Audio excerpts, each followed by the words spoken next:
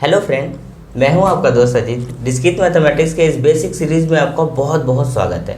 जैसा कि हम पिछले लेक्चर में देख चुके थे कि अलजेब्रा ऑफ सेट क्या होता है, उसी में एक हमारा थोड़ा सा बेसिक सा वो पोर्शन बचा पड़ा है जिसका नाम है कार्टेशियन प्रोडक्ट। कार्टेशियन प्रोडक्ट के बारे में थोड़ा सा समझते हैं कि क्या होता है कार्टेशियन प्रोडक्ट और इसका मेनली हमारे डिस्क्रीट मैथमेटिक्स में कैसे यूज किया जाता है। चलिए शुरू करते हैं।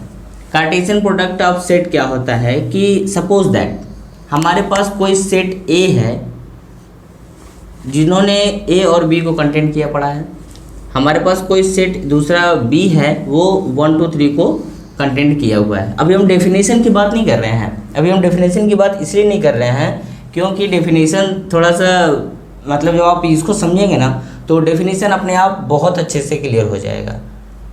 जैसा कि हम बोल रहे थे कि हमारे पास सेट कोई ए है जिसने ए कामा बी को कंटेंट किया हुआ है, सेट बी है 1 2 3 को कंटेंट किया हुआ है, और इसका जो कार्टेशियन प्रोडक्ट का रिप्रेजेंटेशन का जो फॉर्मेट होता है वो ए क्रॉस बी को रिप्रेजेंट करता है। हमने क्या किया, ए सेट का एलिमेंट यहाँ पे रिप्रेजेंट कर दिया, एलिमेंट सेट बी का यहाँ पे मैंने रिप्रेजेंट कर दिया। तो अब देखते हैं इसी में प्रोसेस है, कैसे देखिएगा ध्यान से। मैंने इसको उठाया, इसके पर्टिकुलर एलिमेंट के साथ 1 बाई 1 ले लिया। देखिए एक बार 1 के साथ ये ले लिया, एक बार 2 के साथ फिर ये ले लिया, एक बार 3 के साथ ले लिया।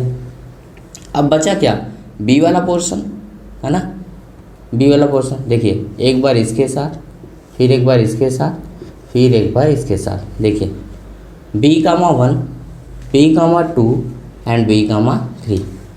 तो एक इन सब चीज़ों से एक बेसिक आइडिया लग रहा है कि we have set A and set B the set of all possible ordered pair. ये सब क्या है, बेसिकली क्या है, ऑर्डर्ड पेयर है। Possible ordered pair whose first component of an element, set A का पहला एलिमेंट क्या कर रहा है, component is an element of A, जो कि सेट ए का पहला element, the second component of element is B. Cross multiplication के थ्रू जैसे ये जो लिखा पड़ा है ये रिप्रेजेंटेशन है। देखिए पहला एलिमेंट पेयर बना रहा है सेट बी के पहले एलिमेंट से, फिर ये 1 बाई 1 एक बार इससे बनाया, एक बार फिर इससे बनाया। बेसिकली ये क्या बना रहा है, ऑर्डर्ड पेयर बना रहा है। यही ऑर्डर्ड पेयर एक फॉर्मेट का नाम होता है जिसको हम बोलते हैं ए क्रॉस बी, और ए क्रॉस बी का मतलब होता है कार्टेशियन प्रोडक्ट। आई होप आप लोग को ये समझ में आ रहा होगा।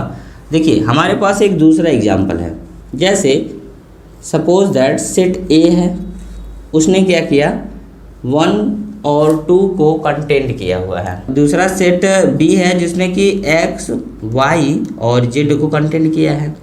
देखिए पहला एलिमेंट किससे कर रहा है, पेयर बना रहा है, component of element of B. देखिए इसको मतलब देखिए ये हमारा सेट ए क्रॉस बी का पोर्शन है। ये पहले इससे लाइज करेगा, फिर इससे करेगा, फिर इससे करेगा, ठीक है। देखिए 1 comma X, 1 comma Y, 1 comma Z. अब हमारे पास क्या बचा 2, एक बार इससे करेगा, एक बार इससे करेगा, एक बार इससे करेगा। देखिए 2 comma X, 2 comma X, 2 comma Y, 2 comma Y and 2 comma Z.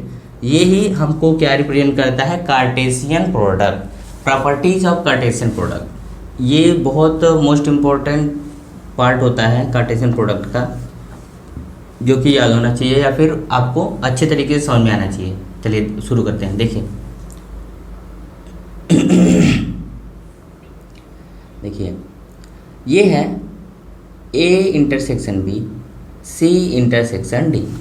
Cross multiplication जब हम करते हैं तो एक पोर्शन इसके साथ क्रॉस मल्टीप्लिकेशन हो जाता है और बीच में इंटरसेक्शन लग जाता है और इस वाले पोर्शन को इसके साथ मल्टीप्लिकेशन हो जाता है। जैसे देखिए जब इसको हम फॉर्मेट में कन्वर्ट करते हैं तो A cross C intersection B cross D.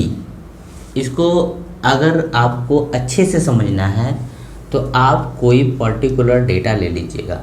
जैसे सेट ए 1,2 या फिर 3 कुछ भी, ठीक है, आप अपने तरीके से b की कोई वैल्यू ले लीजिएगा सपोज दैट, c की कोई वैल्यू ले लीजिएगा ऐसे, और d की कोई वैल्यू ले लीजिएगा। निकालना है a क्रॉस c कैसे निकालना है या फिर a क्रॉस b कैसे निकालना है, तो आप अच्छे तरीके से इसको जानते हैं, आप अपने तरीके से इसको अच्छे से करेंगे तो ट्राई हो जाएगा, ठीक है। अब दूसरा हमारे पास आता है कि a minus B cross c, ये बहुत अच्छा और यूज़फुल प्रॉपर्टी है। देखिए एक बार ये इसके साथ क्रॉस मल्टीप्लिकेशन करेगा, फिर ये b और c के साथ करेगा और बीच में माइनस c लग जाएगा, ठीक है। आई होप आप लोगों को समझ में आ रहा होगा। दूसरा ये है कि a यूनियन b होल, जैसे ये a union b cross c है, तो एक बार इसके साथ क्रॉस मल्टीप्लिकेशन, फिर एक बार इसके साथ क्रॉस मल्टीप्लिकेशन। देखिए a क्रॉस c यूनियन, ये वाला union b cross c। I hope आप लोग को अच्छे समझ में आ रहा होगा। लास्ट हमारा प्रॉपर्टी है कि a cross b intersection c। देखिए फिर से वही c, a एक बार इसके साथ करेगा, एक बार इसके साथ करेगा। देखिए दिख रहा है, ठीक। हमारे पास सेट कोई a है जो क्या कर रहा है 1 और 2 को कंटेन कर रहा है, हमारे पास सेट कोई दूसरा b है वो x y z को कंटेन कर रहा है, और कोई तीसरा सेट c है जो कि 3,4 को कंटेन कर रहा है, ठीक है। और हमें बताना है कि a cross b cross c का वैल्यू बताना है। तो हमारे पास ऑप्शन क्या क्या है, मतलब प्रायोरिटी, पहले हम या a क्रॉस b को फाइंड आउट कर लें, फिर क्रॉस c का उसमें कार्टेशियन प्रोडक्ट निकाल दें। तो देखिए हमने वही किया है, a क्रॉस b निकाला। तो a क्रॉस b की अगर हम बात करते हैं तो हमने ये एकदम सिंपल तरीके से जान चुका है कि ये एक बार इससे होगा, एक बार इससे पेयर बनाएगा, एक बार इससे पेयर बनाएगा, ठीक है। ये एक बार इससे पेयर बनाएगा, एक बार इससे पेयर बनाएगा और एक बार इससे पेयर बनाएगा, ठीक है। आई होप आप लोगों को समझ में आ रहा होगा। देखिए 1, x एक बार x के साथ पेयर, 1, y y के साथ पेयर, 1, z z के साथ पेयर। अब इस 2 को उठाएं, 2, x 2, y 2, z, ठीक है। मतलब फाइंड आउट करना है कि a cross b cross c की वैल्यू बताइए। तो a क्रॉस b की वैल्यू हमारे पास कितनी है, ये है। अब क्रॉस c, ये वाला c, ये c, इसमें हमें क्या करना है, कार्टेशियन प्रोडक्ट निकालना है। तो अब ध्यान से देखिएगा, हमारे पास क्या है, एक ये पूरा प्रॉपर पेयर है, एक बार x के साथ, फिर एक बार इसके साथ, फिर एक बार इसके साथ। देखिए इसमें ज़्यादा वो हो जा रहा है, थोड़ा सा हम इसको सॉर्ट आउट करते हैं, ठीक है। जैसे ये लिखा हुआ, ठीक है।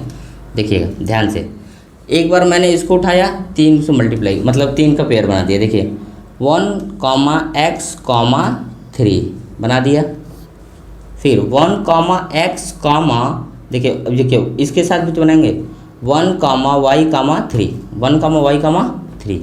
अब इसके साथ तो भी बनाएंगे ना 1, z, 3। आई होप आप लोग को धीरे धीरे समझ में आ रहा होगा। देखिए अब 2 के 2, x, 3, 2, x, 3, 2, y, 3, 2, y, 3, समझ में आ रहा है ना।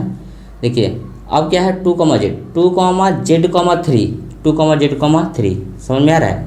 अब देखिए अब 4 के लिए देखते हैं, 1, x, 4, 1, x, 4, 1, y, 4, 1, y, 4, ये समझ में आया। अब देखिए अब किसके लिए करना है, 1, z, 4, 1, z, 4, समझ में आ रहा है।